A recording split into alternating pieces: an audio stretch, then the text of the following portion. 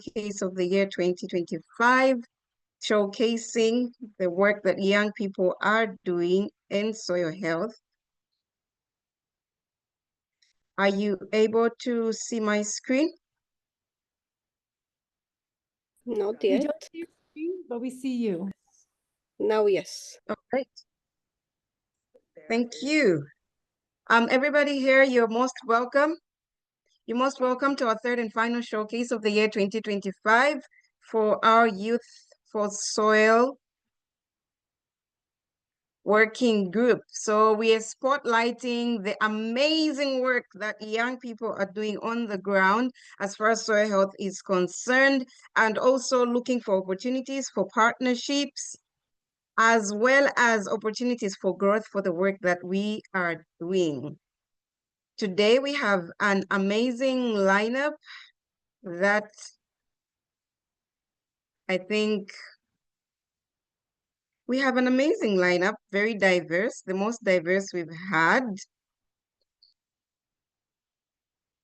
So we are hoping you all enjoy what we are going to learn today from what our colleagues are doing in their various countries.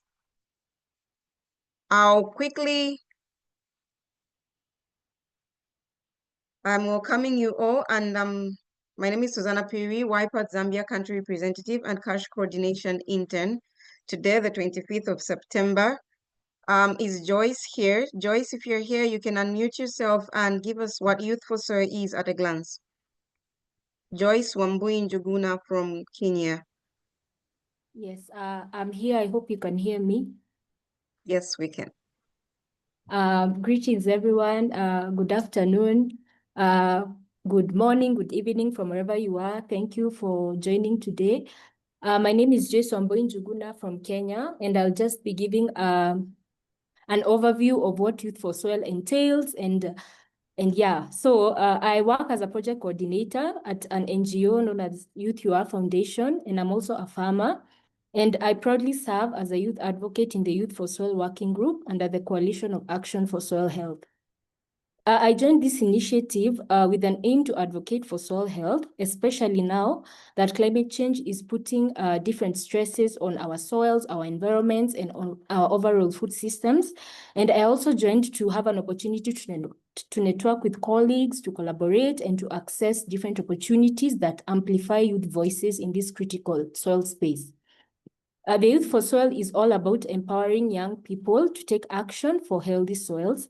And this initiative, it connects different young people from all over the world and organizations.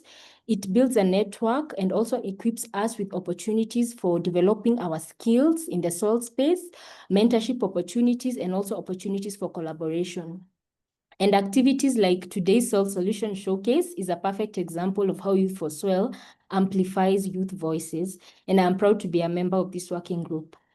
This Youth for Soil also acts as a mentorship program where it pairs youth advocates who act as the mentees with experienced professionals who act as the mentors who guide us as youths to develop different strategies for soil health action, both locally and also globally. And beyond this mentorship program, the initiative also aims to help youths access funding opportunities for different soil-related projects that they may have, and also support our participation in international forums on soil health. Currently, we are over 100 youths from different parts of the continent in this Youth for Soil Working Group, and we are all brought together with the goal of improving soil health practices and policies in our individual regions and at our individual capacities. And I also believe that each and every one of us here aims to shape soil health solutions that the world needs right now. I believe that this initiative should act as a call for youth to climate action. Therefore, I would encourage anyone who is interested to join to do so. To sign up for this Youth for Soil Working Group, you can visit our website. I would like to request if Susanna can maybe share the website link on the chat. And here you will find different ways in which you can engage. And mainly you will find out how you can join this Youth for Soil Working Group, and additionally also how you can join the mentorship initiative program that we have, whose open call is set to be in February 2026, and you can find this information in the website. Additionally, we have one of our members, Jancy, who formed a group for the Francophone speaking communities called the Jeunes for Soul. So you can also join that if you're interested in that. You will also find more information on the website about our overarching goals, the objectives, the different activities that we do, and also interestingly, some success stories of projects that the youth have implemented in their different countries. And I would just like to thank all the organizers and the mentors who have made this possible, and I look forward to an educative and an interactive session. Thank you very much. Thank you so much, Joyce. That was very elaborate. We appreciate how you always explain Youth for Soil in such a short space. Thank you. Moving on, I'm going to invite Arjuna Tadeo, the YPAD Global Coordinating Unit Programs Director and YPAD Uganda Co-Country Representative. So as we give a round of applause to Joyce, I'm going to give the floor to Arjuna Tadeo. Arjuna. Yeah, thank you very much, Susan. Can you hear me well and see Loud and me? clear. Okay, thank you very much. As mentioned, my name is Tadeo Arjuna, the program coordinator for YPAD and the co-country representative for YPAD Uganda. Honestly, it's a pleasure being here. I hope it's a good afternoon, a good morning, and a good evening to all of us in this meeting. I want to start by thanking the Youth for Soil for organizing this and Cash. This is really a very good thing, and all the participants for joining us, and also the partners who also make this possible. The mentors, I really appreciate them for supporting the young people. I understand we are having a showcase, but I believe this is not just the usual showcase of ideas from the young people. I believe today's session, it's more of a celebration of youth leadership in soil health, and to me, that really makes a lot of sense. So to the young people going out to showcase their ideas, their innovations, just know we celebrate you. I want to mention that at YPAD, we believe that young people are not just the future of agriculture. We believe we are the present. We are already stepping into leadership roles and driving change in our communities and pushing for sustainable food systems. And one of those most critical and yet often ignored parts of that system is the soil. I want to remind all of us that soil is not just dirt. Some people think soil is just that you look at. It's actually life. So everybody, you need to know that soil is life. It holds our food systems. It regulates water and supports biodiversity. And yet, actually, a third of the global soils are degraded. And it's worse when it comes to Africa. But I believe as young people, we are not standing by. Across the continent, young people are embracing regenerative practices, soil education, and innovation. We are composting, mapping soil health with digital tools, and leading training sessions for farmers. I believe we are taking ownership of land and of our future. However, to scale impact, we need stronger support systems, I believe. And one of the support systems is such a platform for us to showcase our ideas. We need access to other working capital and resources. So to all the young people showcasing today their work, just know your efforts matter. You are proving that soil is not a technical issue alone. It's a foundation of justice, it's a foundation of sustainability, and just know it's a foundation of resilience. I want us to take this moment to learn from one another, celebrate our achievements, and commit to doing even more. Because the health of the soils reflect the health of our future. I thank you very much, and to those presenting, I wish you the very best, and hopefully we learn from you, and just know we celebrate you. Thank you very much. Thank you very much, Tadeo, for those powerful words. I can't even think of pinpointing one, but those are powerful words, and I hope that those that will be presenting today are inspired to showcase their work so that they inspire others. The youth are not just standing by, they're actually doing something. On that note, these are our speakers for today. We have Darina Styriakova, Sembusi Enoch Josephat, Ochieng Austin Mahati, and Priscilla Wakarera. So I am going to hand over to Darina Styriakova from Slovakia, who's going to talk about rebooting the system by transforming global agriculture through regenerative innovations, restoring soil functions, and plant strength. I'm going to stop sharing so that you share your screen, Darina. Thank you very much. Pleasure to be here. But I will need that you make me a host for a moment that I can share the screen. And in the meanwhile, yeah, pleasure to be here. My name is Darina Štiriakova. I'm CEO in Ecolife. I'm biotechnologist by my background, also EU Soil Mission Ambassador, and I'm working with microorganisms, I would say, almost 20 years. And hopefully now I will be able to present the screen. So please let me know if you can see it all right. It's perfect. Thank you. Go ahead. Okay, thank you very much. Yeah, so, today our soil is destroyed due to intensive agrochemicals usage, and all the nutrients for the plants would be in the minerals in the soil. But because of destroyed life, these natural minerals are not available to the plants anymore. And that's why plant is weaker and farms need to use even more agrochemicals. And then we have also residues in our food, but also nutrient content of our food is decreasing. So that's actually what we take inspiration, how it was all working before agrochemicals existed. So in our ecobioleaching technology, which we developed, we are making minerals liquid by microorganisms.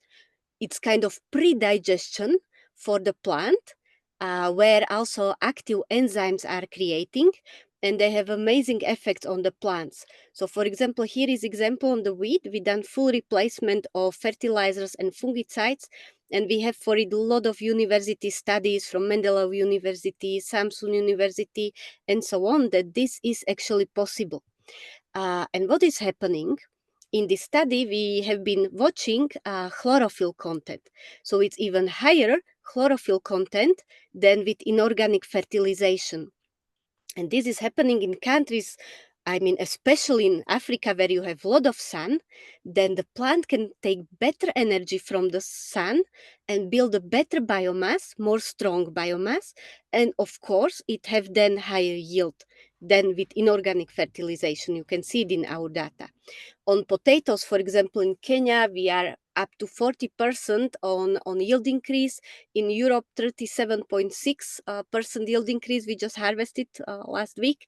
And potatoes are also completely free of fungal diseases. This is common scab. So here it was 3.5 liter per hectare of these enzymatic products applied, and they are free of pathogens. And we done registration trials in Kenya in 4 different climatic areas, and with 5 liters per acre, we achieved 37 up to 48% yield increase. And all soil quality parameters, including organic carbon, was improved. And in Ghana, we are also on the market. We done trials with KNUST University, and we have around 300% yield increase on okra and cucumber. And you see this very low investment from 10 euro to 23 euro per hectare. You are getting high additional profit while regenerating your soil. In Niger, it was over 400% yield increase. Again, you see 12 euro per hectare investment. And back to Europe, strawberries, foliar applied 52% yield increase, or irrigated 60% yield increase, and on cabbage 42% yield increase. And we have a lot of such results. I could continue, but this is just evidence that it is possible. It is commercially possible to have such sustainable solutions. They are not expensive, and it's possible to use not only agrochemicals, but try to grow our food that we are not destroying our soils, but actually healing them. So this is my message, and thank you very much for your attention. Thank you very much, Darina. So much technical stuff that you're sharing with us. Thank you. Everyone is giving a round of applause because of how amazing. Tell me you're going to leave this place today and go and give an intervention somewhere without mentioning soil health.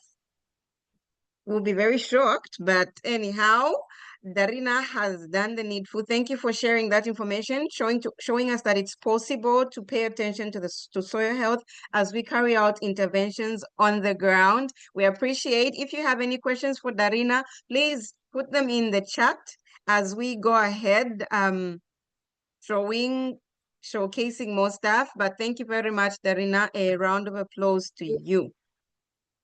Many thanks. Thank you. We'll continue with our presentations for today. As I invite, is my screen visible? Yes. Okay. Sembusi Enoch Joseph from Veridian Bioharvest Limited, confronting systemic barriers against youth engagement and soil health.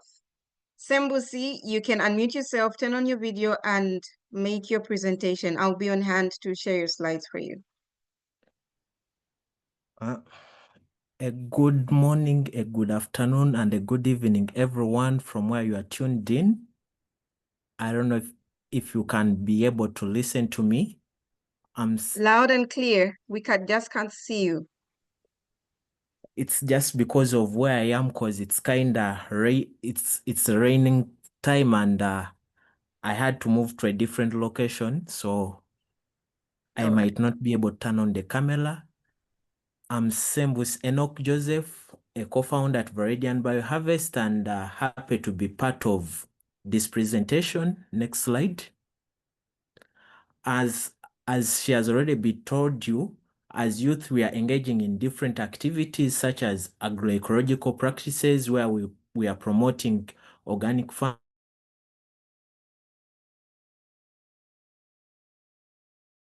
farming, as well as composting, dealing in climate smart innovations, where we are using digital tools such as mobile apps, GIS, and precision agriculture to monitor soil health and also track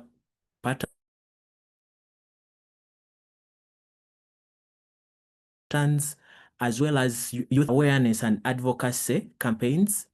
And lastly, youth are engaging in agribusinesses, whereby they're starting up businesses related to agriculture, to regenerative agriculture, and these businesses have been able to show significant impact towards improvement of the farming systems. Next slide.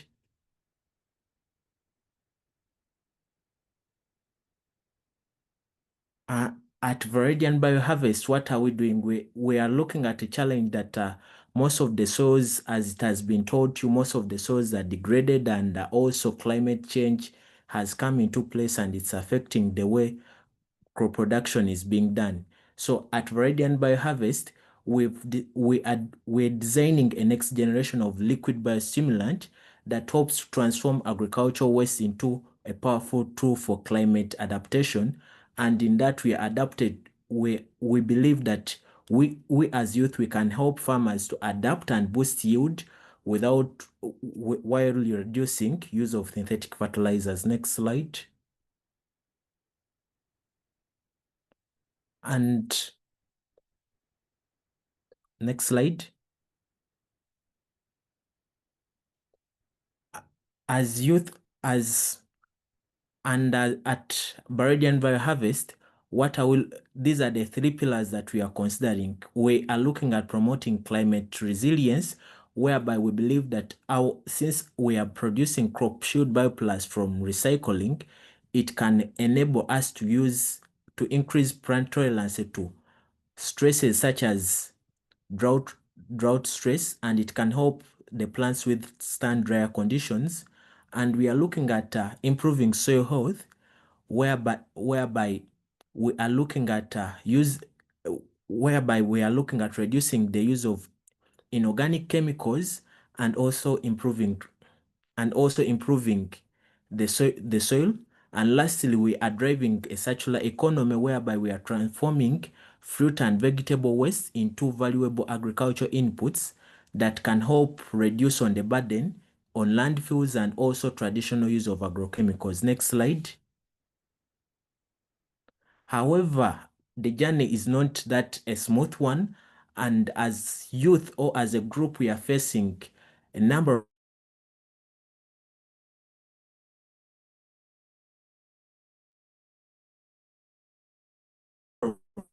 by the changes in the climate, and it's affecting how we're adapting.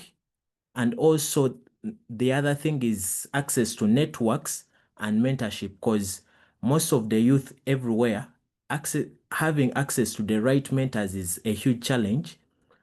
While the other major thing is navigating the regulations whereby most of the systems, most registering new products on markets requires us to go through complex challenges, complex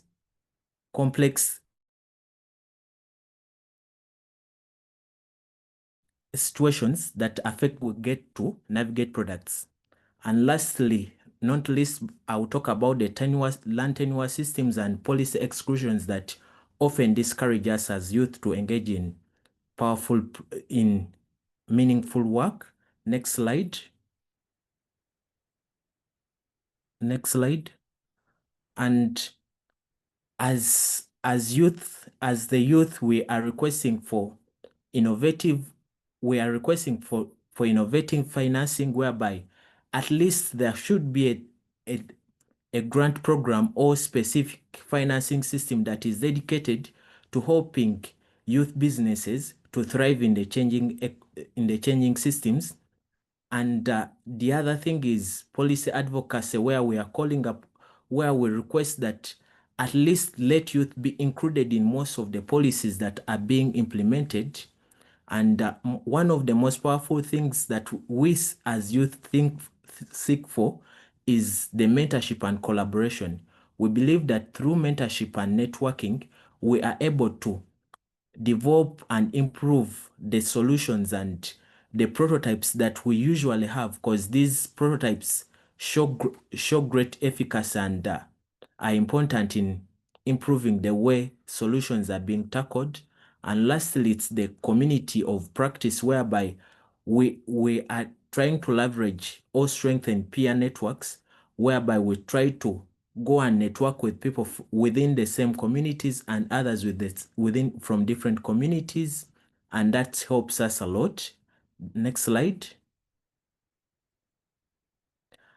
As I conclude, our call to action is that we believe that the future in such land is youth-led.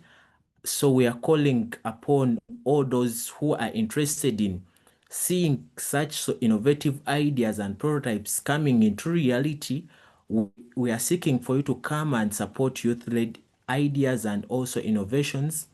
And with that, we believe that with the power of mentorship, networking, and financing, we can be able to scale up youth-led innovations into powerful ideas and businesses that can help us overcome the burdens brought about by climate change, soil degradation. And I believe, thanks for listening and thanks for being a good audience. A round of applause to Sembusi, all the way from Uganda. That we can give him a round of applause with our reactions. Thank you very much, Sembusi, for showcasing the work that you're doing at Meridian Bioharvest. Already seeing some synergies between EcoLive and Meridian Bioharvest. So it's good that we're here, and we hope that you can discuss doing some of these things together going forward. This is also a platform for networking. So thank you very much, Sembusi. Moving on, we're going to invite the trailblazer, Priscilla Wakarera, moving from boldness to action and sustainable livelihoods. So she's going to showcase her work with us. Priscilla, over to you. Thank you so much, Susanna. So I'm really happy to be here. Again, my name is Priscilla Wakarera, and I'm the CEO at TRIA. We're a soil health management company that is based out of Kenya. My background is in soil research science, and I'll be showcasing the work that we do at TRIA, but also highlighting why youth action is important in order for us to strengthen soil health, combat desertification, as well as enhance resilience in different agro-ecosystems, and how we, the youth, can be supported towards this. So I'll highlight 3 key reasons why youth action is critical. A majority of the demographic is really the youth, and excluding them at this stage prevents the implementation capacity at the base level and collapses the foundation. The youth are very in tune with innovative solutions that can use digital tools, low-cost diagnostics, as well as regenerative practices that can be entrenched into systems even as we grow, allowing for collaboration between scientific interventions as well as on-ground field application. You also find that a majority of the soil health management practices that most farmers utilize are generational. By working with the youth at this stage, it ensures that the youth can carry this forward into future generations. So what type of support is required for us to ensure these interventions work? So we need to formalize youth in land and soil government frameworks. We also need to redirect funding flows to youth enterprises to ensure that they can be strong as they come up, and as well as establish localized training centers that can link the soil science that we do in our research to applied agronomy in the field, as well as business skills to empower the youth. Another thing that should be done that the Youth for Soil is doing is institutionalized mentorship pipelines, allowing for scientists, policymakers, and land managers to work together collaboratively with the youth. So this is what we do at RIA. So from 2018, I worked as a soil research scientist. So this is me. And during this particular project, we were working on soil fertility improvement strategies with farmers across eastern and western Kenya. And some of the key findings that we found that struck really close to me was the state of soil acidification in these regions, the reduction in biodiversity, working on different bioinoculants that were not surviving due to the acidification, as well as unsustainable farming practices by the farmers, and the use of guesswork during fertilizer application. We also found that a majority of the smallholder farmers that we were working with literally had no knowledge of soil analysis as a concept. You see, without fast, decentralized soil analysis, smallholder farmers in Kenya are blindly applying the wrong fertilizers. They're wasting resources that they barely have, as well as continuously depleting our soils. And this has put their livelihoods at risk, and as well as affecting everybody nationally with unsustainable youth food production. When you look at the current landscape in Kenya, and we have found this to be the situation across many African countries as well, a single lab is currently expected to serve over 500,000 farmers, and the soil test results in the lab take over 14 days for results. Our mission at RIA is to provide affordable, decentralized, intuitive soil analysis solutions with high precision, and we accomplish this by leveraging proprietary sensor data as well as machine learning technology. RIA is able to provide timely, convenient, and accessible soil testing services. We have set up decentralized soil testing hubs in rural areas and work with the youth as our soil testing agents. We are able to accomplish this through our proprietary portable mobile device. It allows us to analyze for different soil parameters like soil pH, as well as geotag the samples that are collected before they are sent to the lab. We've also created a WhatsApp chatbot that provides for convenient and timely tailored recommendations. This can be utilized directly by the farmers that have access to smartphones or by our youth agents on the ground to disseminate these results and explain them to the farmers. On the chatbot, we have different features, including a crop growth support on WhatsApp that allows farmers to monitor their crops as they grow for any types of pests and diseases, but also for indications of nutrient deficiency. And this one also allows the youth, even though they're not skilled in agronomy, to impart agronomy knowledge by having ask a question that the feedback from the chatbot can provide them with responses they can then provide for the farmers. For our sustainability plan and ensuring that we are able to scale across the country and reach as many farmers as we can, as well as a majority of youth, we have set up youth-led soil testing hubs at the youth level. So far, we are currently in 12 counties in Kenya with RIA soil testing agents, either at agrovets, which are agro input shops, or by working with freelance agronomists. We also conduct farmer education workshops and trainings on soil health management, as well as good agricultural practices. And through this initiative, we've been able to train over 10,000 farmers. Out of the decentralized soil testing hubs, we have been able to create 125 decent jobs for the youth as soil agents, and these 125 also functions as soil testing hubs. We're targeting to reach 500 by December of 2026.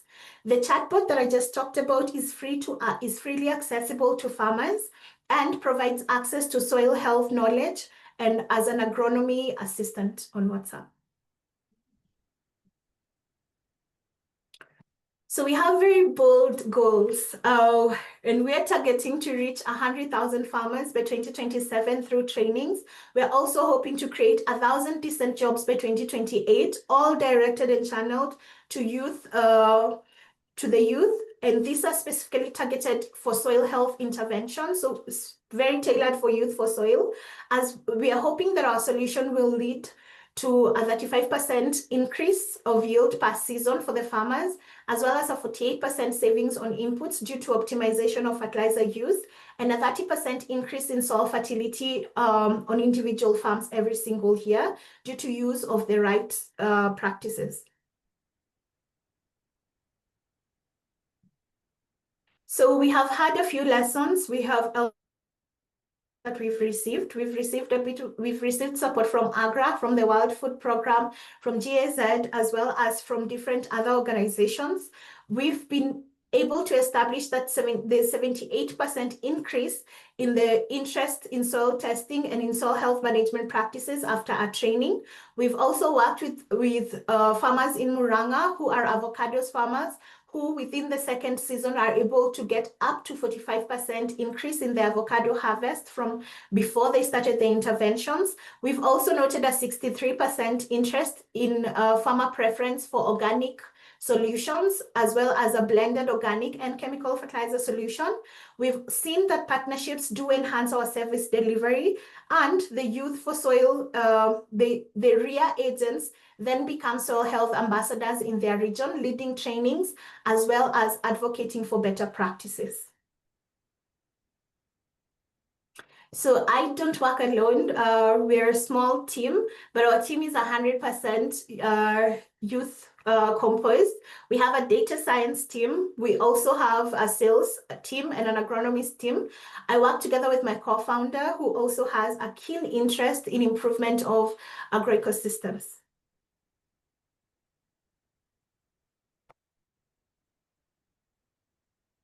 So thank you very much for your time, for convening today, and we'd ask you to join us.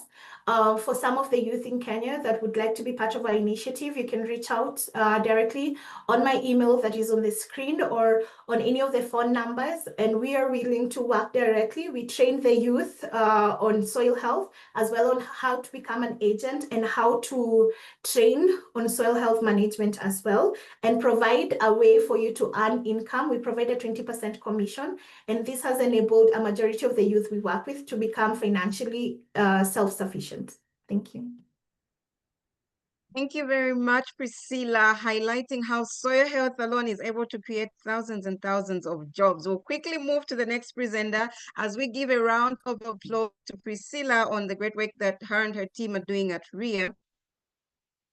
We move to Austin from the King's Agriculture Services. So Austin, please be quick in disseminating your information. I know you're not going to use any slides, but the floor is over to you.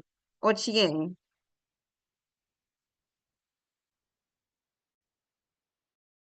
Austin, are you there? If Austin is not there, we can quickly move to Mahati, who is going to brief us on how soil health and youth engagement can be looked at through the policy lens, because a policy researcher at Safe Soil and is part of the steering committee for the UNCCD Youth Caucus. Mahati. Thank you, Susanna. And thank you, Priscilla, for the amazing work you're doing. It's really very inspiring for me. So quickly, I'll jump into why policies are important for soil health and how we at Save Soil are working towards it.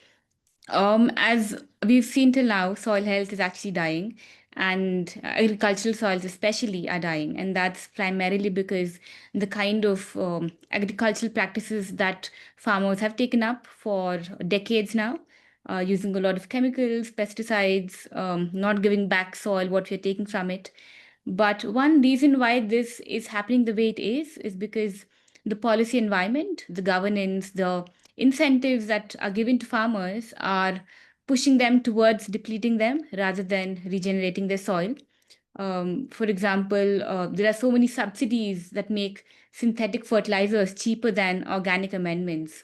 Procurement systems reward monocultures like rice and wheat and barley over multi-cropping. Um, Land tenures are not secure, so farmers don't even know if they're going to, farm on the same land, because of which they don't invest in soil. So there are many issues which current policy systems are not supportive towards soil health. And one of the biggest barriers, I would say, is that soil organic carbon is not really monitored in most countries. So, as Priscilla mentioned, there are such shoe testing centers in most countries. So, soil really remains invisible when we don't measure something. It's not doesn't come into play in decision making or any kind of policies we make.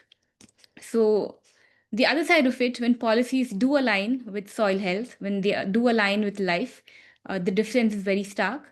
For example, in Costa Rica, farmers are paid for the ecosystem services. So over 2 decades, it has doubled its forest cover while also improving soils.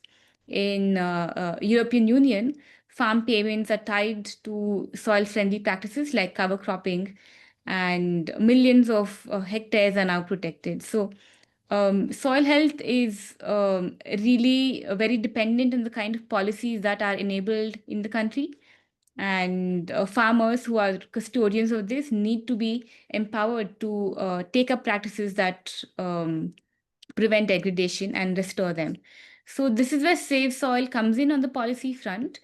As a policy researcher over there, we are working on two fronts, at two levels rather. So, one is working directly bilaterally with countries. We work with governments like Kazakhstan, Uzbekistan, India, and several other countries, with their ministries directly to come up with policies to enshrine soil laws, which will essentially protect soil and lead to programs by the government that promote uptake of soil management practices. We're also working with Soils for Med to design policy soil monitoring frameworks so that soil health is very visible and monitored. So that's one level. The other level we work at is at global platforms and conventions. So all of you must be knowing that there's so many COPs happening, so many other conventions happening, and these are very important platform for us to showcase that soil requires the attention that it needs. Everyone's overlooking soil, although over the past couple of years that is changed significantly, but people are not putting in money into soil. So these are conventions where we get a chance to speak with several countries, several global agencies, to think of soil differently, to value it differently, and commit to policies to save it. For example, at COP29 last year, we released a policy statement calling for increased finance to support small scale farmers to transition to regenerative agriculture. And this was co signed by over 100 organizations. So it shows solidarity, and at the same time, it gives us an opportunity to network and work with countries and recognize soil just not as an afterthought, but as something that's central for food security, central for climate, and central for biodiversity as well. So at Save Soils, a policy framework, we have 4 pillars that we work around. It's completely centered around farmers. So the first pillar is knowledge systems. There are so many practices around the world that we've been doing for centuries, which are lost right now, which were friendly towards soil, friendly towards the environment. So maintaining these, documenting these practices and scaling them is one pillar. The other pillar is monitoring and learning from our practices. So creating a system where we can measure soil organic matter And so that way policies are held accountable and can be adapted. Third pillar is supporting farmers by providing training and extension services. So farmers are not really left alone in this transition, and they're supported in each way, each step. And the fourth and the last pillar is legal provision. So embedding soil into law, into sustainable management regime, so that it's protected not just by goodwill, but actually required by law to be protected. So, in closing, I would just like to say that um, soil, what happens to soil is in the hands of farmers, but unless we have an environment that supports farmers to take up practices to support them financially with the technical knowledge and in every other way possible, it's very hard for them to take that step. So, in that sense, it's extremely important for policies to change. So, yeah, with that, I would close my presentation. Thank you very much, Mahati. So let's not protect the soil only out of goodwill, but also by law. That's a key phrase I got from that, inspiring the work that you're doing at Save Soil, or the participatory work that you're doing in coming up with the policies that you're advocating for. I think we can spend the whole day talking about this, but I think we can give Mahati a round of applause for the amazing work that her and her team are doing. I've seen a couple of questions in the chat. There's a question for Joseph from Mila and another question for everyone, for all the presenters in the chat. So we can start answering them there as we listen to Josephat. Josephat, you have 4 minutes to give this presentation. So the presenters, please have a look at the questions in the chat. Thank you very much, Mahati. A round of applause to you. Josephat, over to you. Good morning, good afternoon, good evening. I'm Josephat Musioka Muoki, honored to represent Atua Achievers Organization as the youth representative. Atua Achievers Organization is a community-based organization dedicated to empowering youth and communities through education, protection, sustainable development, rehabilitation of degraded hills, and restoration of areas. Next slide, please.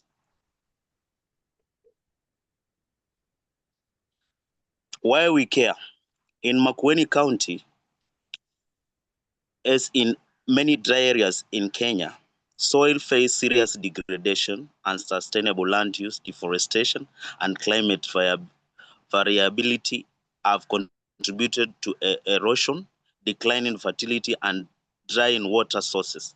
The degradation threatens food security, weakens livelihood, and increases community vulnerability to climate change. It is against this backdrop that Atua Achievers Organization has taken deliberate action to restore soils and landscape while engaging youth as a key agents of change.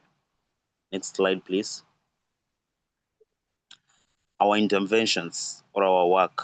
We do rehabilitation of hills, large-scale planting of indigenous trees and drought-tolerant trees, establishment of youth and women management community nurseries, for example, in Mumando area, Machakos County, and Makindu area, Makueni County. We have partnered with schools through tree adoption initiative to instill environmental stewardship among students. Next slide, please. We have been doing restoration of water catchment areas. We have been protecting rivers, streams, and springs with vegetative buffers, i.e. Kiboko River and Mzima Springs in Makueni County. We have been constructing small check dams and soil bands to prevent erosion in, for example, in Kiboko River. We have been promotion of water harvesting methods such as farm ponds and rooftop systems to improve water security. Next slide, please. We have been doing youth empowerment. We have been training youth in climate smart agriculture and conservation techniques. We have been involving young people in awareness campaigns and community conservation programs. We have been supporting youth entrepreneurship in green enterprises such as tree nurseries and eco-green friendly products. Next slide, please.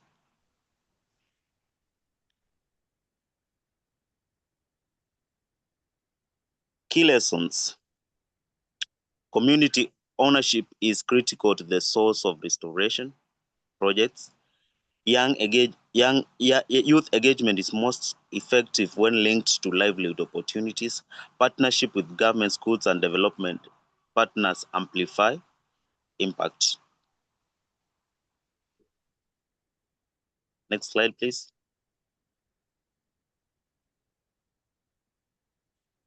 The challenges out there. Challenge is we have limited resources constraints, the scale of interventions, the scaling of interventions, climate extremes, drought and floods often reverse progress. Behavior change takes time, especially where unsustainable practices have been long entrenched. Next slide.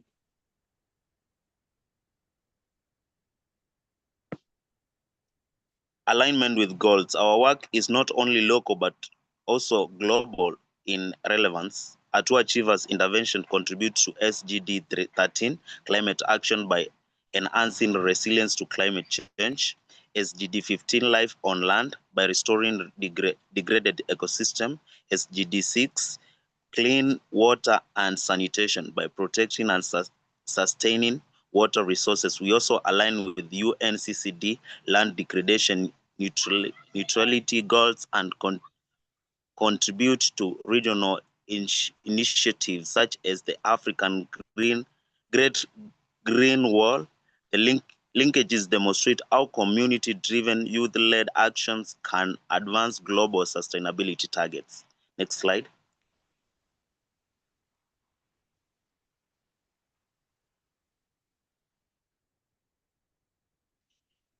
At the closing remarks, in conclusion, soil restoration is not mere an environmental necessity. It is a pathway to resilience, food security, and sustainable livelihoods. At Atua Achievers Organization, we firmly believe that by engaging and empowering youth, we can transform degraded landscapes into thriving ecosystems and in progress, secure a better future for our community. I call upon government, development partners, and fellow youth to join hands in scaling up these efforts. Together, we can regenerate soils, strengthen resilience, and drive renewal from the ground up. Next slide.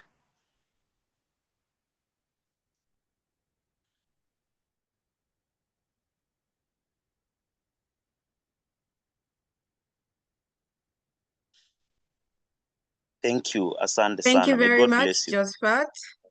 Thank you very much, Josephat, for showcasing that. I think something that I've taken out is I'm really impressed that Hatua Achievers is putting in place the psychological aspect, the behavioral aspect of ensuring that we change our community mindsets into paying attention to the needs of our soil so that we don't keep degrading it. A round of applause to you, Josephat, and Hatua Achievers organization. At this time, I'm going to invite questions from participants. Sembusi, there was a question for you from Mila. I don't know if you've been able to answer it in the chat, but you can unmute yourself. Mila, you can just unmute yourself and ask the question.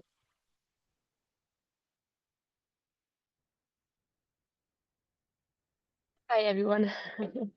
Yes, I just wanted to know a bit more how this liquid fertilizer, let's say it was created from food waste.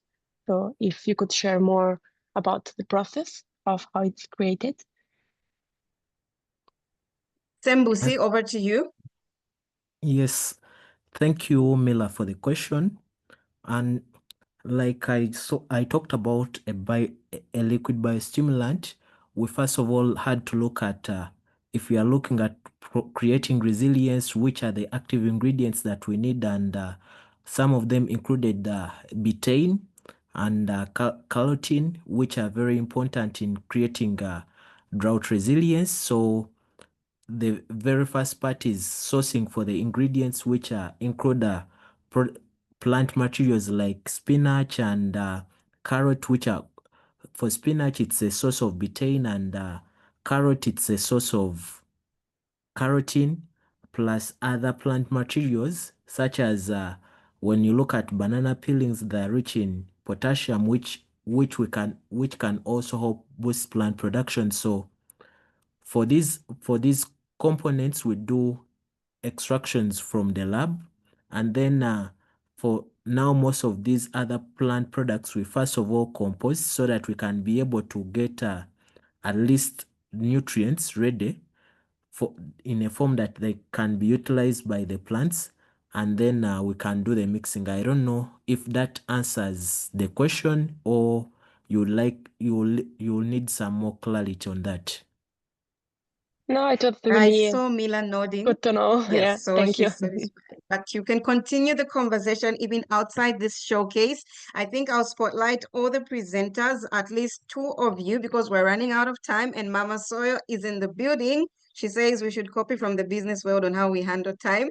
So there's a question from Ana Ventura who says, for all the presenters, do you see any remarkable difference in youth engagement with soil that is based on awareness and activities between EU and Africa?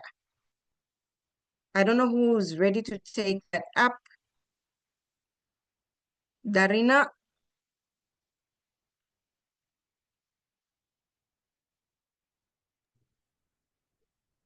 Mahati, go ahead. Yeah, I can maybe quickly say something. So since I'm part of the UN CCD Youth Caucus, and I can speak to especially the food security and agriculture thematic, I do see that we do have a lot more members who are from Africa than are from the EU.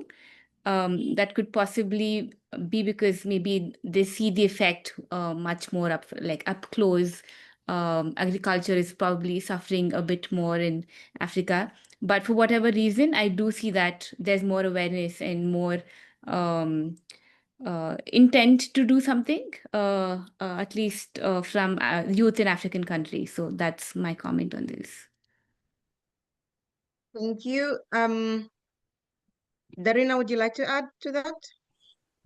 I can add, sorry, I can definitely add that minimally we see more awareness, and I mean even the need in Africa. In EU, we are so stubborn that I think there is much more potential and much more awareness in Africa, and yeah, young people, they really care about their soil health, and I think they realize how important soil is for them.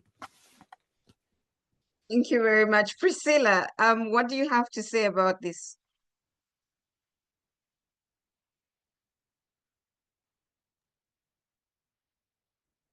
I think everyone I think all these different regions are affected differently, but also in a similar way.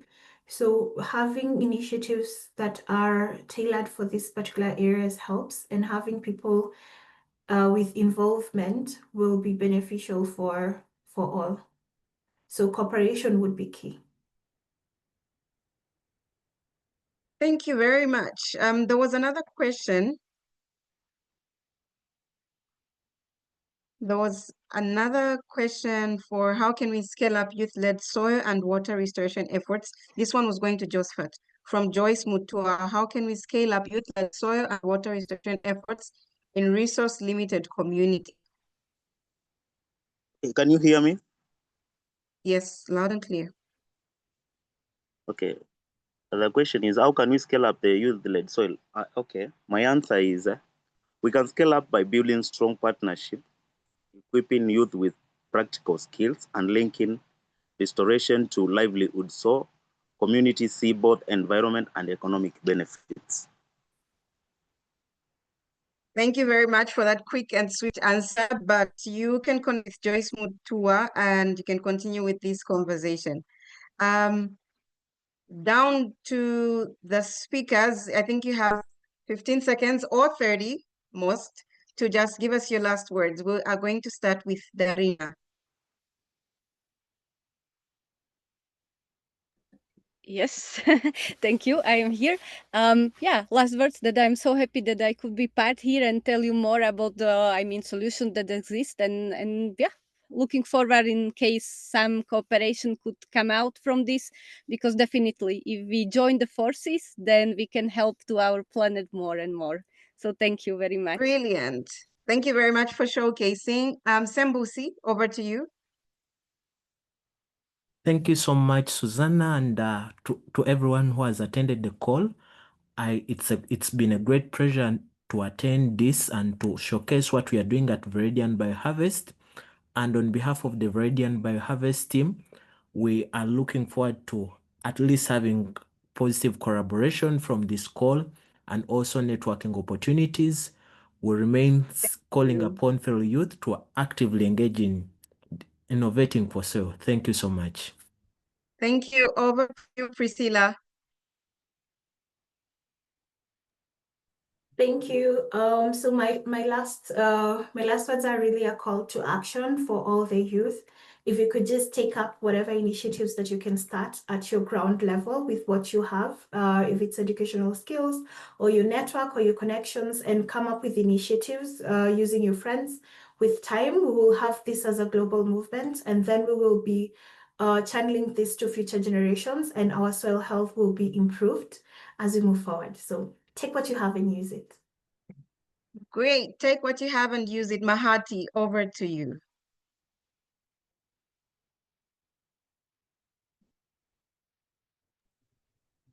I think Mahati, are you still with us? yes. So I'll just take a few seconds. So final words. I think just spread the awareness about what's happening to soil. I think more youth need to understand what's happening to our land, to life in soil. And the more aware we are, the better action we can take. So I think just spread awareness whenever you can. Brilliant. Thank you very much. Josephat, what are your last words? Thank you so much, Susan. Thank you so much to everybody who has participated in this meeting. I appreciate so much for being given the chance to showcase what we do as a group. And I am also happy to hear new things done by others, and it's so encouraging. Thank you so much, and may God bless you. Thank you, Josephat. I'm now going to invite Chidi from Moipad, Nigeria, to give us a collective call to action. Chidi, over to you. If you're here, please unmute and quickly give us the closing call to action.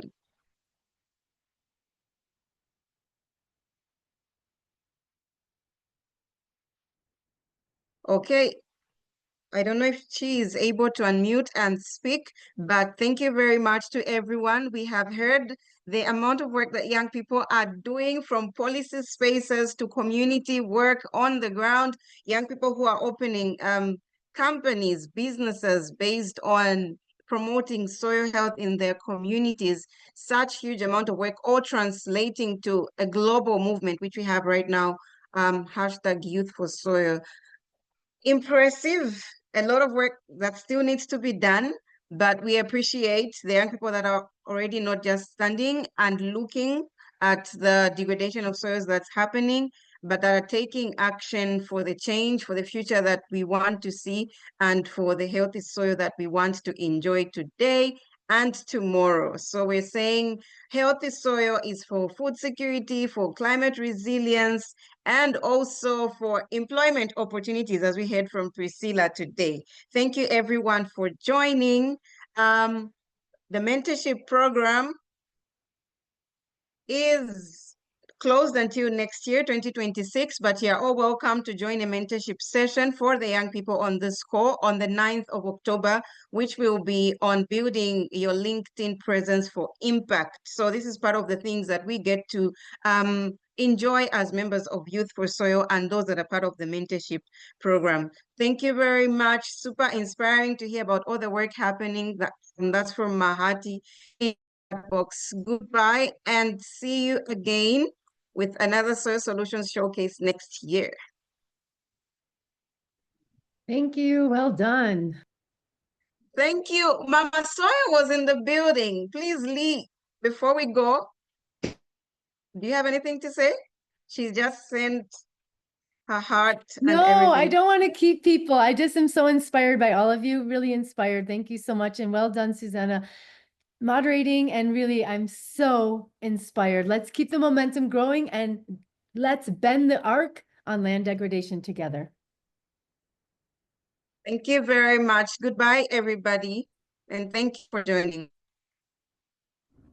Goodbye. Thank Goodbye, you. Susanna. Goodbye. Susanna. Goodbye. Goodbye.